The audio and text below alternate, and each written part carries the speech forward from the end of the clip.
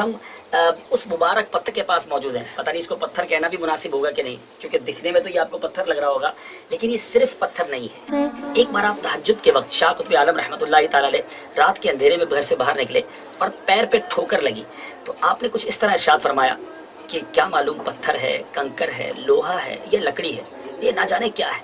یہ کہہ کر آپ تو نماز کے لیے تشریف لے گئے، مگر جس چیز سے آپ کو ٹھوکر لگی تھی، جس پتھر یا جس زمین کے اس حصے سے آپ کے قدم لگے تھے، اور آپ نے یہ زبان سے 5 جملے ادا کیے. عجیب و غریب بات یہ میرے میٹھے اسلامی بھائیوں کہ یہ بتایا جاتا ہے کہ یہ 5 چیزیں، جی ہاں 4 چیزیں تو سمجھ آتی ہیں، کنکر، پتھر، لوہا یا لکڑی، لیکن 5ویں چیز نہ جانے کیا ہے وہ بھی اس میں موجود ہے. یہاں سے سنا ہے کہ انگریز لیبارٹری کے لیے یہ پیس بھی نکال کے لے گئے اور اب تک لیبارٹری نہیں بتا سکی ہے کہ نہ جانے کیا ہے. تو یہ اللہ والوں کی شان ہوتی ہے کہ ان کی زبان سے نکلا تو رب نے ویسا ہی فرما دیا. اچھا، ایک اور بڑی خوبصورت بات یہاں مشہور ہے کہ اگر کوئی دل میں تمنا ہے اور اگر اس پتھر کو اٹھایا جائے تو تمنا اگر پوری ہونی ہے تو یہ پتھر آسانی سے اٹھ جاتا ہے، اور اگر نہیں ہونی تو یہ پتھر نہیں اٹھتا. مجھے بتا رہے تھے اسلامی بھائی کہ 10-12 سال کا بچہ اپنے والد صاحب کے ساتھ یہاں آیا، بچے سے یہ پتھر آسانی سے اٹھ گیا، والد صاحب نہ اٹھا سکے. بہرحال یہ عجیب و غریب ضرور لگ رہا ہوگا آپ کو، لیکن یہ زندہ حقیقت ہے اور ہم یہاں موجود ہیں. اب آئیے کچھ نیتوں کے ساتھ میں بھی اٹھانے کی کوشش کرتا ہوں اور دیکھتے ہیں یہ پتھر اٹھتا ہے کہ نہیں. پہلے میں ویسے ہی اس پتھر کو پک کرنے کی کوشش کرتا ہوں کہ اس کا وزن کتنا ہے اور کیا یہ آسانی سے اٹھتا ہے یا نہیں. بسم اللہ الرحمن الرحیم. اللہ والوں سے ہے جو وابستہ، تقریباً میرا خیال ہے نہیں، مجھ سے تو نہیں اٹھ رہا. اب اپروکس جو ہے یہ شاید جس کو کہیں کہ 30-35 کلو اس کا وزن ہوگا. اور اب چلیں کچھ نیت کرتے ہیں. اللہ والوں سے ہے جو وابستہ، ہے مقامات مقدسہ. اللہ والوں سے ہے جو وابستہ. ایک تمنا کی میں نے اور اس سے وہ پتھر الحمدللہ اٹھ گیا. دوسری التجا کی اور جو دل میں خواہش تھی وہ پتھر نہیں اٹھا. اب میں تیسری کوشش کرنے جا رہا ہوں. اللہ والوں سے ہے جو وابستہ، ہے مقامات مقدسہ. بتایا گیا کہ اگر یہ اٹھ تو گیا، لیکن جو مشکل سے اٹھتا ہے تو وہ خواہش یا وہ تمنا بھی تھوڑی مشکل سے پوری ہوتی ہے. جائیں گے. وہ سورۃ الاحقاف کے شروع میں آتا ہے نا کہ یہ جن ہستیوں کو پکار رہے ہیں نا ان کو تو پتہ بھی نہیں کہ ان کو پکارا جا رہا ہے، اور قیامت والے دن یہ ہستیاں ان کی دشمن بن جائیں گی اور وہ اللہ کو کہیں گی کہ یا اللہ انہوں نے ہمیں پکارا ہے، ہمارا کوئی قصور نہیں ہے، اور وہ ان سے اعلان برات کر دے گی. یہ ساری آیات میں نے مسئلہ نمبر 121 میں کور کی ہوئی ہے کہ بزرگ خود ہی دشمن بن جائیں گے بزرگوں کے ماننے والوں کے. اس پہ میں نے آیت نقل کی تھی، وہ سورہ الاحقاف کی آیت نمبر 5 اور 6. وَمَنْ أَضَلُّ مِمَّنْ يَدْعُو مِن دُونِ اللَّهِ، اس سے بڑھ کر گمراہ کون ہے جو اللہ کے علاوہ اور ہستیوں کو پکارے. مَن لَا يَسْتَجِيبُ لَهُ يَوْمِ الْقِيَامَةِ، جو قیامت تک اس کی بات نہیں سن سکتی. وَهُمْ عَنْ دُعَائِهِمْ غَافِلُونَ، بلکہ وہ تو ان کے پکارنے سے خود ہی غافل ہیں.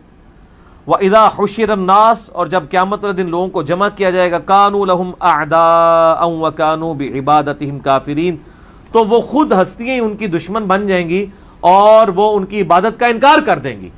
یعنی اتنا ڈر جائیں گی اللہ سانو نہیں انہوں نے پکارا، پتہ نہیں کیوں پکار دے رہے ہیں. سر اللہ کے سامنے کون کھڑا ہو سکتا ہے؟ تو اللہ کے علاوہ کسی کو آپ غائب میں مدد کے لیے دعا کے طور پہ نہیں پکار سکتے.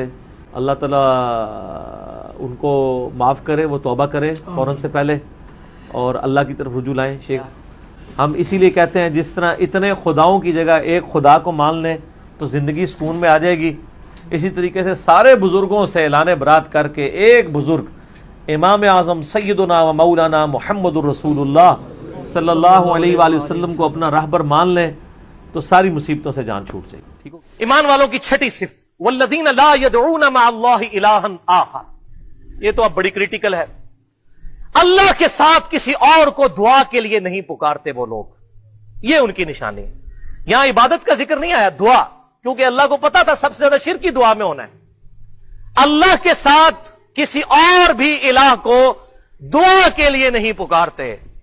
अल्लाह अकबर। और ये पहली कमांड है 10 कमांडमेंट्स में, सूरह बनी इसराइल आयत नंबर 23। वक़ज़ा रब्बुका अल्ला ताबुदू इल्ला इय्याह, और तुम्हारे रब ने ये बात तय कर दी थी कि मत पूजना किसी को सवाए उसके। ये पहली कमांड है तौहीद। यहां पर मैं क्रॉस रेफरेंस के तौर पर कुछ आयात इस मजमून के साथ इंसाफ करते हुए जरूर बयान करूंगा।